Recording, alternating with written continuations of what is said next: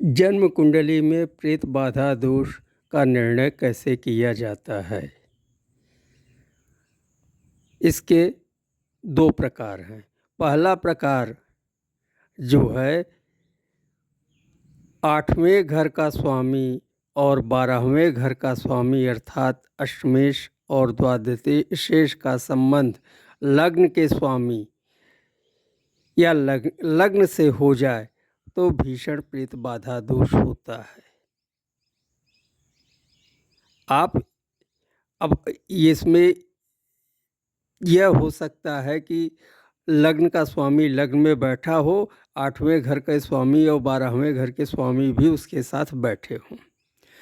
दूसरा ये हो सकता है कि 8वें और 12वें घर के स्वामी एक साथ बैठकर लग्न पर दृष्टि डाल रहे हों और लग्नेश लग्न का स्वामी भी लग्न में स्थित हो।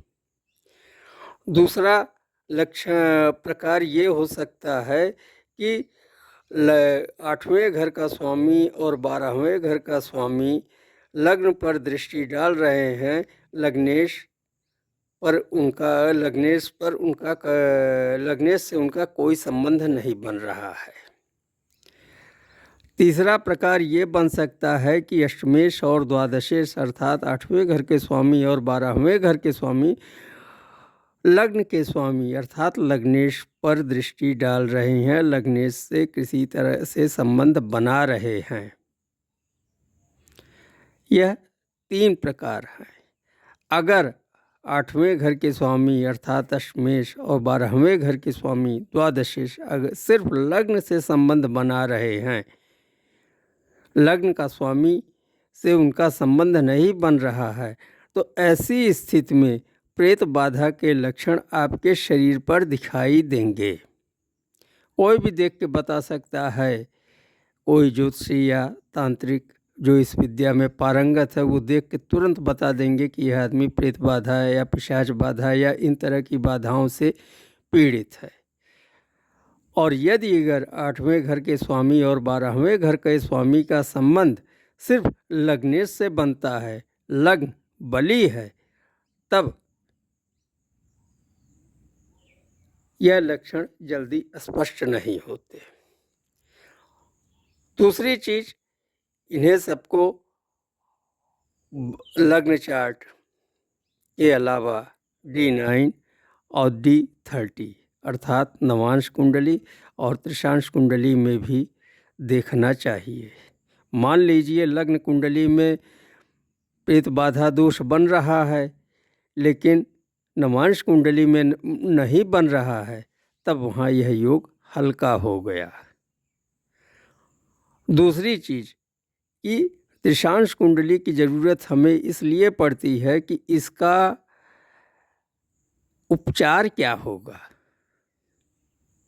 ये पिशाच बाधा दोष या प्रेत बाधा दोष को की काट क्या है, इसका क्या उपाय है जिससे कि हम इस बाधा से मुक्ति पाएं, वह हमें D30 माने त्रिशांश कुंडली में मिलता है।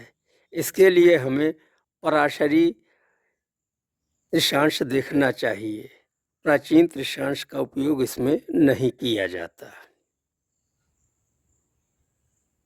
यदि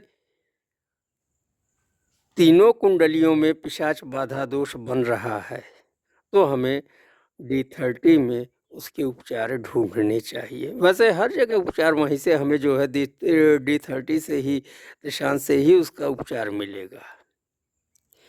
यह प्रत्यक्ष अगर यहाँ है तो आप एकदम खुल के धड़ल्ले से कह सकते हैं पिशाच बाधा दोष है, प्रेत बाधा दोष है, आप इसका उपाय करिए। एक दूसरा प्रकार भी है,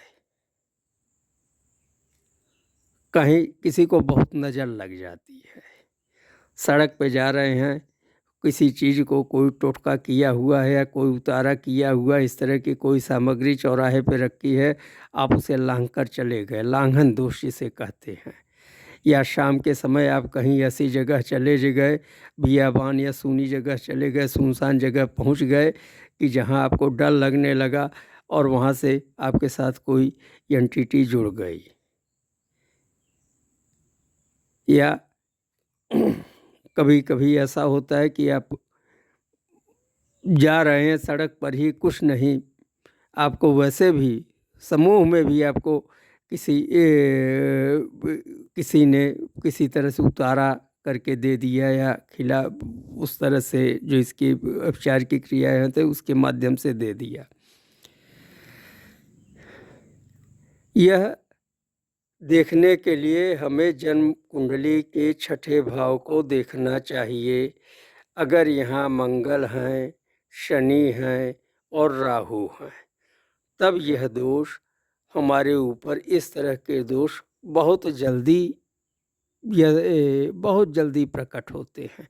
या कहिए कि ऐसी चीज़ें हमें सबको जल्दी पकड़ लेती हैं। हम कहीं भी सुनसान जगह गए, वहाँ हमें किसी ने पकड़ लिया, आके घर में बुखार हो गया, हमारी तबीयत खराब हो गई। या भीड़ भाड़ वाले इलाके में जा रहे हैं, किसी ने हमें जो है, एक शब्द होता है थाप, कि कोई आया हमारी पीठ ठोक के चला गया, हमें पता ही नहीं है किसने हमारी पीठ ठोकी। या चौराहे पे जा रहे हैं हम, कोई चीज़ ऐसी रखी हुई है, किसी का उतारा करके, या कोई भी चीज़ है उसे हम लांघते हुए चले गए, या कि हमारी गाड़ी उसे लांघते हुए चली गई। वो छोटी भी हो सकती है, बड़ी भी हो सकती है। तो इसका दोष जो है, ये हमें मंगल, शनि और राहु के छठे भाव में अगर हैं, तब यह संभावनाएं बहुत ज़्यादा बढ़ जाती हैं। मंगल है तो शरीर पे दिखाई देता है, शनि है तो धीरे धीरे असर होता है। राहु का जो सबसे विचित्र लक्षण है कि राहु में रोग की प्रबलता ज़्यादा दिखाई देगी हमें, कि रोग है ऐसा, टाइफाइड हो गया, मलेरिया हो गया, हम दवा किए जा रहे हैं, लेकिन उसका कोई वो रोग हमारा ठीक नहीं हो रहा है। लक्षण कुछ दूसरे दिखाई देंगे और बाधा कोई दूसरी है। इस चीज़ को भी हमें नवांश D9 और त्रिशांश में चेक करना चाहिए। नवांश में अगर ये लक्षण न मिल रहे हों और लग्न हमारी बली है, तो हम सुरक्षित हैं, सुरक्षित हो जाएंगे। थोड़े भी उपाय उपचार से, कोई भी जानकार है, थोड़ा सा भी उतारा या झाड़ फूंक कर देगा तो हमें जो है उससे तुरंत आराम मिल जाएगा, रिलैक्स हो जाएगा। और अगर कहीं बड़े उसमें है, ढंग से किसी ने प्रयोग किया है, खिला पिला दिया है, या पीठ ठोंक के चला गया है, या किसी ने मेरे नाम से कर दिया है, तब वहाँ जो है उसका उपचार हमें D30 में देखना पड़ेगा। वहाँ इसके उपचार मिल जाएंगे आपको बड़े आसानी से।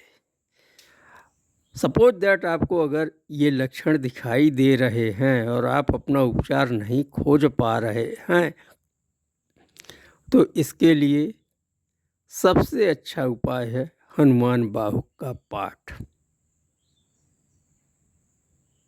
हनुमान बाहुक का पाठ थोड़ा 60 छप्पे 60 उसमें छंद हैं, थोड़ा समय लगेगा, लेकिन अगर आप कर रहे हैं तो उससे भी आपको बहुत, वैसे ये कहा जाए कि 2 ही 3 दिन में उससे राहत मिल जाती है। दूसरा उपाय महामृत्युंजय कवच, जो संस्कृत पढ़ना जानते हों उनके लिए महामृत्युंजय कवच है। तीसरा उपाय दुर्गा सप्तशती 5वें अध्याय का पाठ करिए आप, या तांत्रोक्त देवी सूक्त का पाठ करिए और अर्गला का पाठ करिए। प्रेत बाधा, पिशाच बाधा, किसी तरह की बाधाएं हैं वो दूर होती हैं। और अगर बाधा ज़्यादा है तो आप अपने किसी अच्छे ज्योतिषी को दिखा के कन्फर्म कर लीजिए, और वो आपको D30 देख के बता देगा कि इसका क्या क्या उपाय है। धन्यवाद।